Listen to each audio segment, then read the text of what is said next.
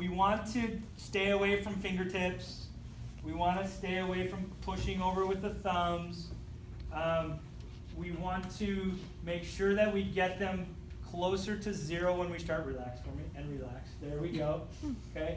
Because we're going to have less contact. It's going to be a looser position. I'm going to be much more likely to get a good glide. I'm going to use, for me at least, it really seems a lot of times that I get to fit somebody's patella right in between my thenar and hypothenar eminence there.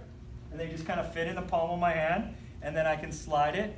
Okay? So we want to sort of use the heel of our hand here as our contact point. It's a bigger area. It's a more comfortable area. All right? We get them up to that position. We get him relaxed. All right? We get the glide. He's actually got a lot of mobility there. All right? And then we try to hold it there. And then we take them down to the position. Okay? Good question. When I'm doing the test, if I get pain at any one angle, do I stop? And I'm going to say no, only because it helps me with the kind of global idea of their problem and their pain, and that idea of it's part of a resisted test, even more than it's McConnell. So I guess if I was answering strictly for McConnell's test, you could probably stop at that angle, do the glide, go back, and see if their pain was reduced, and that would be enough.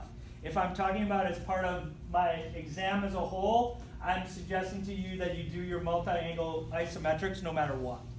Okay? And 0 is not really 0, but we put it as 0. I know that the slides say 120. Sometimes that's tough to do. It depends on your table. I don't routinely do it. If we do close to 0, 30, 60, and 90, understand we don't have to pull out a goni, but we should be fairly close to those angles. That's good enough. Okay? As we do that with that. All right, come on and lay down on your back for me, if you don't mind. So it's an easy transition to go right into patellar glides now. Okay? So both assessment and treatment glides. All right? So given that 0 is essentially a loose pack position of the patellofemoral joint, we can always start there. All right? We're going to look at all 4 motions essentially. Okay? Inferior to superior, superior to inferior, lateral to medial, medial to lateral. Because we want to get an idea what the general mobility of their patella is. The most important thing with all of these is that we contact the patella. Okay? It sounds sort of like, of course I'm going to contact the patella. I'm trying to move the patella. But we need to try to make sure that we contact the sides of it. All right? So I don't know how well this is going to show here, but a lot of times what happens is that we just glide right over the top, or we move the skin.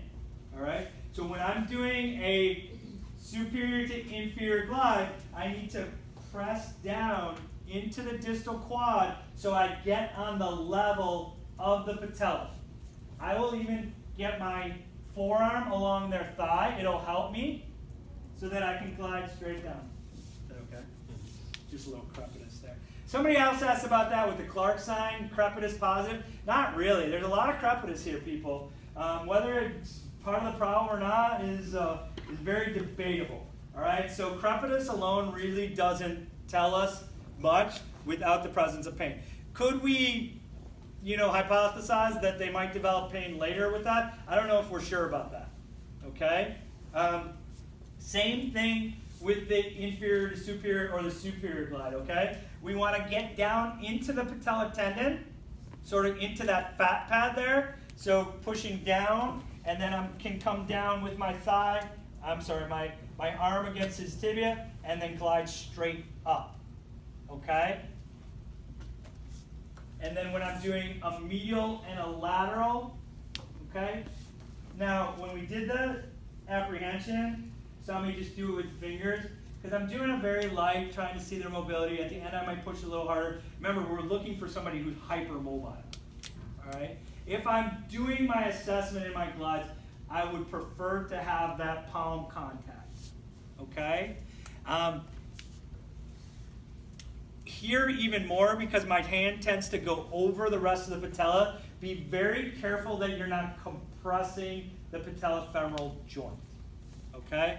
So it might be a little bit harder to see, but I want to get on the lateral border, so my hand's down a little bit. I'm here, see how my elbow kind of got here? This table's too low for me, but, and then I'm sliding this way. And you see how I even took my fingers off? I don't really need them, okay? Because all my force is coming through here, okay? So I don't really need my fingers. I can just get the palm of my hand to contact. I slid a little bit at that time because I rushed myself. But I get next to it and then I glide it, okay? And then I'll do and the same thing, if I'm being precise, I should do it exactly the opposite essentially to do my lateral glide, okay? Here, all right? The only thing you see when or you may see, you can stabilize with your other hand, and so if I get a lot of motion here, or if I get too much tibia or femur, I'm gonna rotate the leg. So I give a kind of counter pressure right here on the thigh, so that as I go lateral, I hold it there, and as I go medial, I hold it here, okay? So a little bit of counter pressure on the femur from the other side, so that you don't get rotation of the limb as you do it, okay? Now,